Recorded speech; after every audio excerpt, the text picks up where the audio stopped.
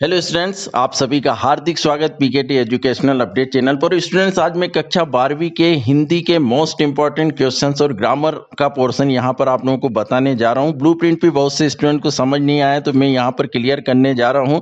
तो आप लोग पूरे वीडियो को बिना स्किप किए देखिएगा, क्योंकि हिंदी और अंग्रेजी माध्यम दोनों के लिए हिंदी अब एक ही है और पहली बार आप लोग इसको पढ़ने जा रहे हैं। सीबीएसई की जो एनसीईआरटी की हिंदी है वो पहली बार आप लोगों के लिए फॉलो हुई है। तो स्टूडेंट्स, आप लोग आंसर जो है वो अपने मन से भी लिख सकते हैं, क्योंकि हिंदी हमारी मातृभाषा है, यहाँ तक कि हमारे एमपी की राजभाषा भी है।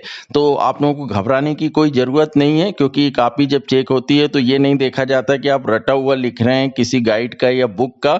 और कॉपी कैसे चेक होती है, किस तरह कॉपी में लिख कर आना चाहिए, इस पर मैंने वीडियो बनाया, आप डिस्क्रिप्शन बॉक्स में देख सकते हैं। जो चैनल पर पहली बार आए उन सभी से निवेदन करूंगा कि वे चैनल को सब्सक्राइब जरूर कर लें, ताकि आगे भी आप सभी को इंपॉर्टेंट वीडियो मिलते रहे। तो आपके हिंदी की जो बुक है कक्षा 12वीं की स्टूडेंट, दो पार्ट में है। एक तो आरोह भाग 2 आप देख रहे हैं और एक बितान भाग 2 देख रहे हैं। तो आरोह भाग 2 है, इसमें से आपको आना है काव्य खंड गद्य खंड के अंतर्गत जो पद्य साहित्य का इतिहास है, कवि परिचय, पद्यांश की व्याख्या, गद्यांश की व्याख्या, लेखक परिचय और प्रश्न उत्तर। तो टोटल इस बुक पे आपको 34 नंबर्स हैं। और जो सेकंड बुक हम देखेंगे बितान, तो इसमें स्टूडेंट्स केवल आपके पास 7 नंबर के क्वेश्चंस आएंगे, जिसमें 5 नंबर के ऑब्जेक्टिव है, केवल एक 2 नंबर का प्रश्न इसमें से आएगा।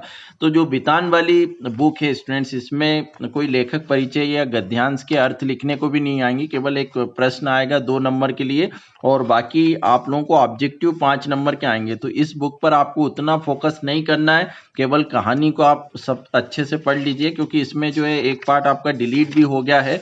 तो वो हम देखें, टोटल जो है वो यहाँ पर आप देख सकते हैं 4 चैप्टर्स हैं, जिसमें से एक चैप्टर डायरी के पन्ने हट चुका है। तो केवल आपको ये 3 चैप्टर से ही ऑब्जेक्टिव आना है 5 नंबर के, और एक 2 नंबर का प्रश्न आना है। तो मैं आप लोगों से यही कहूंगा कि ये तीनों जो चैप्टर, इनको बहुत अच्छे से आप लोग रीड कर लीजिएगा, क्योंकि जब तक आपको स्टोरी समझ में नहीं आएगी, जब तक आप उसके ऑब्जेक्टिव के आंसर नहीं दे पाएंगे। तो बहुत सिंपल सी बुक है ये, तीनों पार्ट को आप बार बार पढ़ लीजिए, समझ लीजिए। और जो प्रश्नोत्तर के लिए जो इंपॉर्टेंट पार्ट है बुक में से, वो मैं यहाँ आप लोगों को बता दे रहा हूँ। बाकी आप लोगों को जो है वो प्रश्न बैंक जो एमपी गवर्नमेंट की तरफ से दी गई है, उसमें से भी प्रश्न उत्तर करना है, क्योंकि वो थोड़े से एक्स्ट्रा भी दिए हैं। पर बुक में जो जो इम्पोर्टेंट है वो मैं यहाँ पर टिक लगवा दे रहा हूँ। 2 नंबर के लिए आप लोगों को केवल एक बार रीड करना है, अपने मन से अपने शब्दों में भी आप लिख के आ सकते हैं। तो इसका अभ्यास आप देखेंगे, पहला वाला यहाँ पे टिक करेंगे इंपॉर्टेंट में, उसके बाद चौथा वाला करेंगे, वो भी ये महत्वपूर्ण भूमिका रही है यहाँ तक।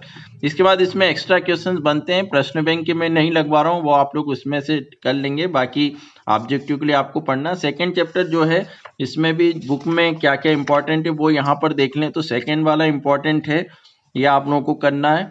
उसके बाद अलग से आप लिखेंगे जो इस कहानी के आधार पर बताइए कि लेखक की माँ ने पाठशाला जाने में क्या सहायता की। अतीत के पांव हैं, इसमें पहला दूसरा आपको करना है केवल। उसके बाद 7वां करना है, और अलग से आप लोगों को लिखना है कि मोहनजोदड़ो के घरों की कोई 2 विशेषताएं लिखिए। तो ये जो बुक में केवल 2 नंबर का एक प्रश्न ही आना है, तो आप लोग उतना टाइम इस पे ना दें, बहुत सिंपल है, ट्रिक से आप करेंगे तो हिंदी में बहुत अच्छे नंबर आएंगे। और इसके बाद जो आरोह है, जो भाग 2 है हमारे पास, इसमें 34 नंबर्स हैं। पर इस 34 नंबर्स में स्टूडेंट पद्य साहित्य का इतिहास और गद्य साहित्य का इतिहास भी है, तो ग्रामर का पोर्शन सबसे ज्यादा है, उसको हटा के हम यहाँ पर देखेंगे कि जो पद्यांश और गद्यांश की व्याख्याएं आएंगी, तो वो कौन कौन से चैप्टर से इंपॉर्टेंट है। तो सबसे पहले तो मैं बताऊं कि जो विषय क्रम है वो आप लोगों को बितान और आरोह दोनों बुक में बहुत अच्छे से देख लेना है, क्योंकि यहाँ जो जोड़ी जमाने में ऑब्जेक्टिव में आपको राइटर्स के, जो कवि और लेखक के नाम भी पूछे जाएंगे। आप लोगों को प्रॉपर उसी से जो डिलीट पोर्शन है उसको नहीं करना है। जैसे सेकंड चैप्टर डिलीट है हमारे पास, 5 डिलीट है, इसके बाद 7 आप लोगों को नहीं करना है।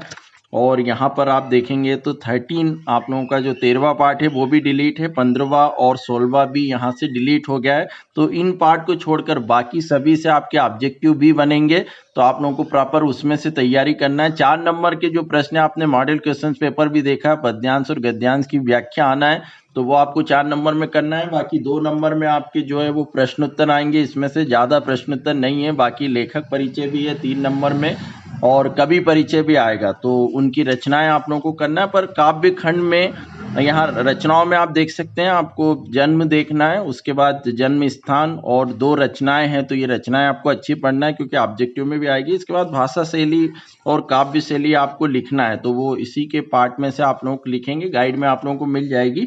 और कौन कौन से पद के लिए करना है जो 4 नंबर के आएंगे, तो ये पहला वाला इंपॉर्टेंट है, ये आप लोगों को करना है। जो पहले पार्ट में लास्ट वाला इंपॉर्टेंट है, केवल जो इंपॉर्टेंट है मोस्ट वो मैं बता रहा हूँ। प्रश्न बैंक को छोड़ के हो सकता है प्रश्न बैंक से कुछ मैच हो जाए, बाकी मैं अलग से भी इसमें बता दे रहा हूँ, तो आप लोग एक बार देख लीजिएगा। मैं निज रोदन वाला ये वाला जो पार्ट है ये भी पद्यांश के लिए आपको करना है। इसके बाद यहाँ आप देखेंगे तो लास्ट वाला जो है दिन जल्दी जल्दी ढलता, उसमें ये वाला आप लोग करेंगे। प्रश्न उत्तर है इसमें, उसमें आप देखेंगे 5th वाला आपको करना है, ये इंपॉर्टेंट है। मैं बुक के बता रहा हूँ, प्रश्न बैंक के आप लोग कर लेंगे, सेकंड चैप्टर आपका है नहीं, ये वाला नहीं करना है। तो बुक में कौन कौन से पार्ट इंपॉर्टेंट है वो बता रहा हूँ। कविता के बहाने जो दूसरा पार्ट है, इसमें भी आप यहाँ कुंवर नारायण जो हैं इनके आप जन्म परिचय में 2 रचनाएं देख सकते हैं, और बाकी ये पढ़ लीजिएगा। और मैं बता रहा हूँ कि किन राइटर्स का आपको, किन कवियों का करना है, वो अभी लास्ट में बता रहा हूँ। पहले आप यहाँ देखें कविता के वहां ये वाला पैराग्राफ आप ध्यान के लिए करेंगे, और इसको एक बार पढ़ लेना स्टूडेंट्स, कोई ज़्यादा वो नहीं है, आप अपने शब्दों में लिख सकते हैं। इसके बाद ये लास्ट में आप देखेंगे जोर जबरदस्ती से ये वाला पैराग्राफ आपको करना है। और जो प्रश्नोत्तर है इसमें, तो पहला, दूसरा और 5वां, ये 3 आप लोगों को बुक के इम्पोर्टेंट करना है। इसके बाद रघुवीर सहाय जो है इनका जीवन परिचय काफ़ी इम्पोर्टेंट है, ये आ सकता है, तो इनकी रचनाएं जो हैं वो आप लोगों को करना है। नीचे आप देखेंगे भाषा शैली, काव्य शैली जो है इसी में से आप लोग देख सकते हैं, गाइड में से भी आप लिख सकते हैं। मैं जो है वो उनकी भाषा शैली या काव्य शैली में किस छंद अलंकार का वो उपयोग करते थे, उनकी रचनाएं किस पर आधारित रही हैं, वो आप लोगों को फोकस करना है। आप मन से भी लिख सकते हैं, पर फिलहाल रचनाएं वगैरह आपको याद करना रहेगा। यहाँ पर पद्यांश के लिए उतना इम्पोर्टेंट पार्ट इसमें नहीं है, इसलिए मैं छोड़ दे रहा हूँ। प्रश्नोत्तर में दूसरा और 5वां आपको करना है। जो 5वां पार्ट है वो आपका हट गया है, जो चैप्टर डिलीट है उसमें से कुछ भी नहीं आएगा ना। शेर बहादुर सिंह इनका भी आप यहाँ एक बार पढ़ लीजिएगा। जो तुलसीदास जी, गोस्वामी तुलसीदास जी, इनका जीवन परिचय आप पहले से भी पढ़ते आ रहे हैं 10th क्लास से भी, तो वो आप लोगों को एक बार और रिवाइज कर लेना। यहाँ कवितावली में कहाँ से इम्पोर्टेंट पार्ट है वो आप देख लीजिएगा। तो ये सबसे पहले हम यहाँ पे देखें पेज नंबर 50 पे, तो जथा पंख बिनु खग अति दीना, यहाँ से लेके नाही तक, और अब अपलूकू ये वाला पार्ट भी, ये वाला पैराग्राफ भी आप एक बार देख लें। सोटा वाला जो पार्ट दिया ये भी, और उसके बाद सबसे नीचे देखेंगे दूसरे टिक भी लगे, उन पे ध्यान मत दीजिएगा, मैं जो बता रहा हूँ इंपॉर्टेंट वो देखिएगा। कथा कही सब, यहाँ से लेके रणधीरा तक, ये इंपॉर्टेंट है। इसके बाद जो दोहा दिया है 2 लाइन का, ये भी आप लोगों को करना है।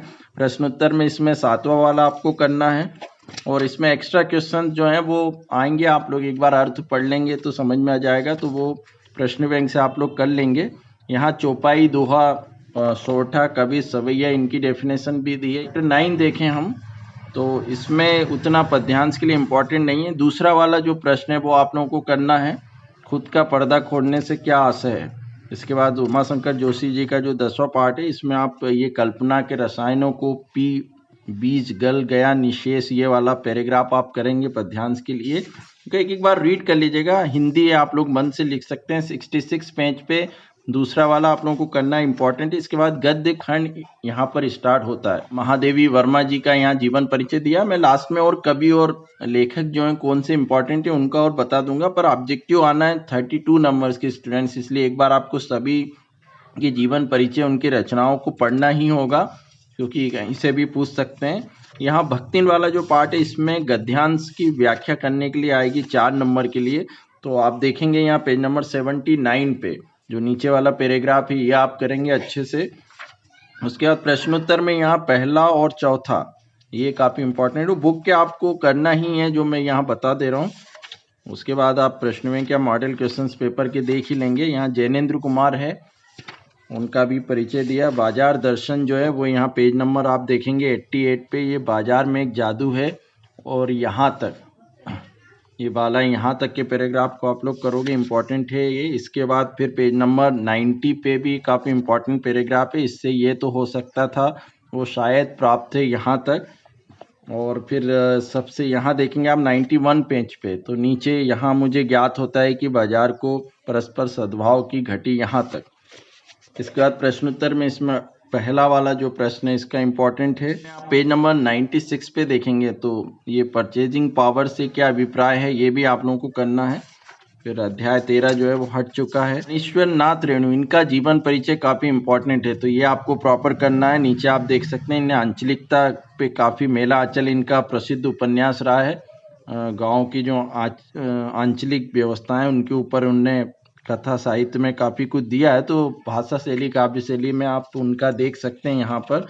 और जो पहलवान की ढोलक है इसमें कौन कौन सा पार्ट है गद्यांश के लिए इम्पोर्टेंट वो देख लीजिए।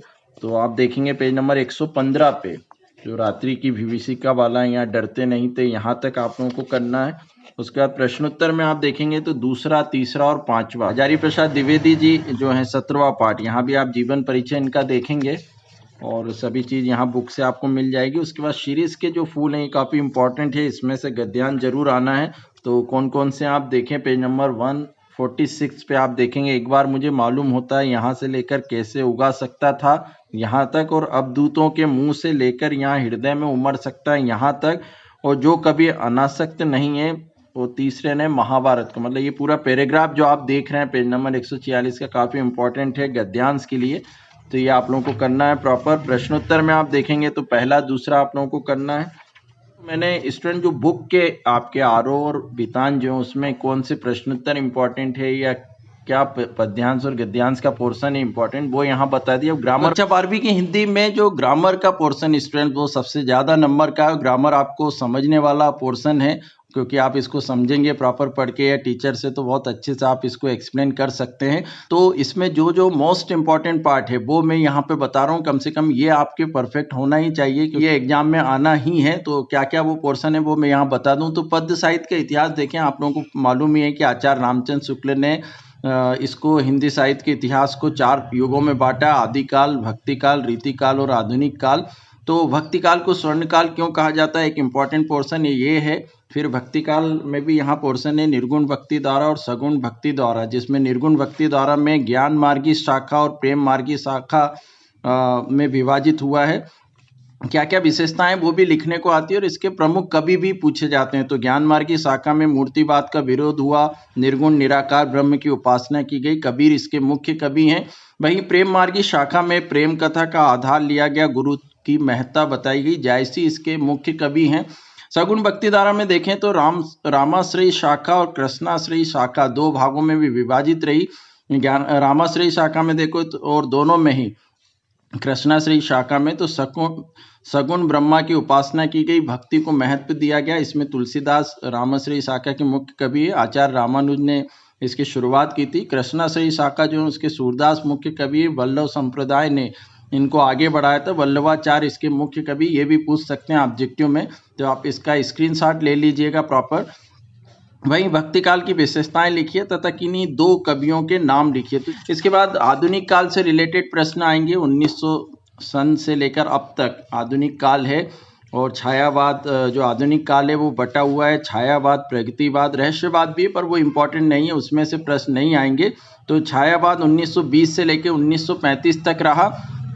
इसमें भी कुछ जगह जो है वो 1920 से शुरुआत है, 1938 भी आ जाता है, तो आप लोग वो देख लीजिएगा। प्रगतिवाद जो 1936 से लेकर 1943 तक, प्रयोगवाद 1943 से 1950 तक, और आगे द्वारा प्रथम तार सप्तक से इसकी शुरुआत की गई थी प्रयोगवाद की। उसके बाद नई कविता 1950 से अभी तक लिखी जा रही। इसी में निबंध का जो क्षेत्र था उसमें वार्तेंदु युग का भी काफ़ी योगदान रहा है, तो 1850 से लेकर 1900 तक उनका भी रहा। तो ये आधुनिक काल का रहा। यहाँ पर हम देखें कि इसमें क्या क्या इंपॉर्टेंट पोर्शन है जो आप लोगों को तैयार करना है। तो छायावाद की कोई 3 विशेषताएं लिखिए, छायावाद के किन्हीं 2 कवियों के नाम लिखते हुए उनकी रचनाएं लिखना है। प्रगतिवाद की विशेषताएं लिखते हुए किन्हीं 2 कवियों के नाम और उनकी रचनाएं लिखना है। प्रयोगवाद की विशेषताएं लिखते हुए किन्हीं 2 कवियों के नाम और उनकी रचना। नई कविता से आप क्या समझते हैं, किन्हीं 2 कवियों के नाम और उनकी रचना। भारतेंदु युग की कोई 2 प्रवृत्तियां लिखिए, आधुनिक काल के द्वितीय युग का नाम बताइए। तो जो मोस्ट इंपॉर्टेंट प्रश्न है स्टूडेंट्स वो मैंने यहाँ पर कलेक्शन किए हैं, ये आप लोगों को परफेक्ट करना ही है एग्जाम के लिए। इसके बाद जो शब्द शक्ति है तीन भागों में विभाजित है, अमीदा शक्ति, लक्षणा शक्ति और व्यंजना शक्ति। तो इसकी परिभाषा और उदाहरण पूछे जाएंगे। इन तीनों के आप लोगों को याद होना चाहिए। शब्द गुण जो है वो माधुर्य, ओज और प्रसाद होते हैं, तो इनकी भी परिभाषा उदाहरण सहित आप लोगों को करना है। इसके बाद हम रस पर आए, जो काव्य बोध वाला पार्ट है। तो यहाँ पर आप देखेंगे स्टूडेंट, तो काव्य की परिभाषा, उसके भेद, महाकाव्य और खंड काव्य में अंतर, प्रबंध काव्य तथा मुक्तक काव्य में अंतर, रस की परिभाषा, उसके प्रकार, स्थायी भाव और संचारी भाव में अंतर आप लोगों को लिखने के लिए आ सकता है। विभाव और अनुभाव में अंतर लिखने के लिए आ सकता है। रस के प्रकार और स्थायी भाव करना बहुत जरूरी है, क्योंकि ऑब्जेक्टिव में ये पूछे जाते हैं और ऑब्जेक्टिव का पोर्शन इस बार ज़्यादा है आपके एग्जाम में, इसका आप लोगों के पास कलेक्शन होगा ही। फिर श्रृंगार रस की परिभाषा लिखना है, कोई एक उदाहरण देना है। वीर रस की परिभाषा उदाहरण सहित। छंद किसे कहते हैं, छंद के प्रकार लिखना है। उसके बाद मात्रिक छंद, दोहा छंद एवं चौपाई छंद की परिभाषा उदाहरण सहित आप लोगों को लिखना है। अलंकार की परिभाषा लिखते हुए उसके प्रकारों को समझाना है।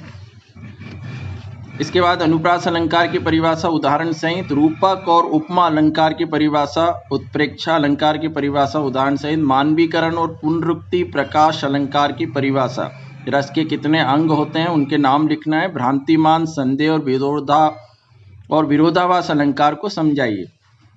फिर गद्य खंड में आए तो हिंदी है, आप लोगों को प्रॉपर पूरे नंबर लेना है, तो इस तरह आप लोग तैयारी करिए। गद्य की प्रमुख विधाएं कौन सी हैं, निबंध की परिभाषा लिखिए, निबंध के तत्व लिखना है, कहानी और उपन्यास में कोई दो अंतर, नाटक एकांकी में अंतर, आत्मकथा जीवनी में अंतर करना है। इसके बाद रेखा चित्र की कोई दो विशेषताएं बताना। रिपोतोर्ज से आप क्या समझते हैं, कहानी की परिभाषा देते हुए कहानी के तत्व, रेखा चित्र और संस्मरण में अंतर, तत्सम और तद्भव शब्द, प्रत्यय उपसर्ग शब्द, ये आपके ग्रामर के पोर्शन है।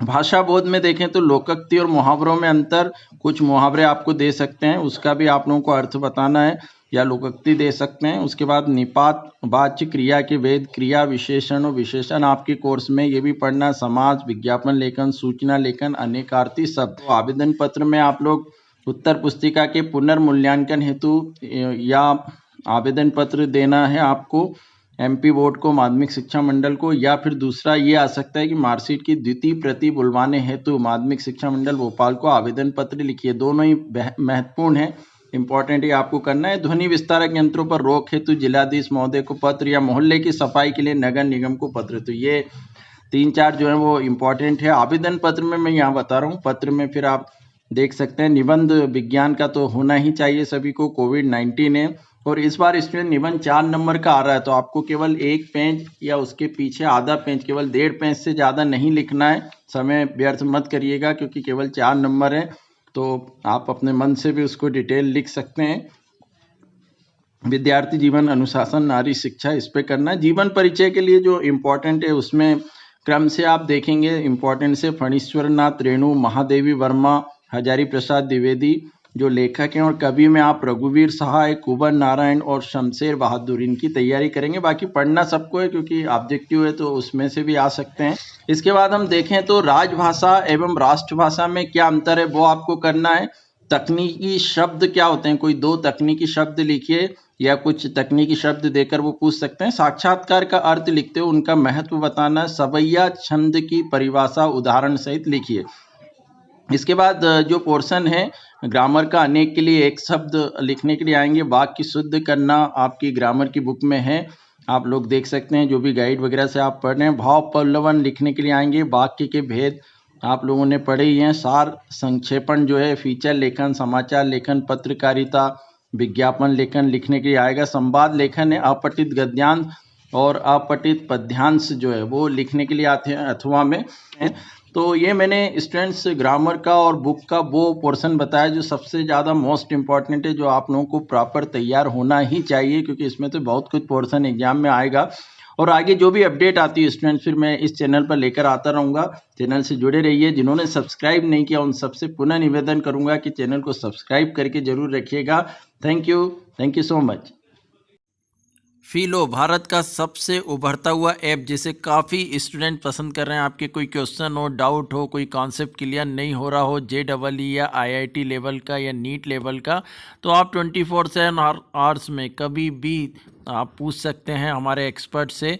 आप जो भी सवाल पूछना चाहें उसकी फ़ोटो खींचकर आप सीधे भेज सकते हो। लाइव वीडियो के माध्यम से भी सवाल को पूछ सकते हैं। बहुत इजी स्टेप में आप इस ऐप को डाउनलोड कर सकते हैं। मेरे डिस्क्रिप्शन बॉक्स में इसकी लिंक दी, आप वहां से डाउनलोड करें या गूगल प्ले स्टोर से भी आप डाउनलोड कर सकते हैं।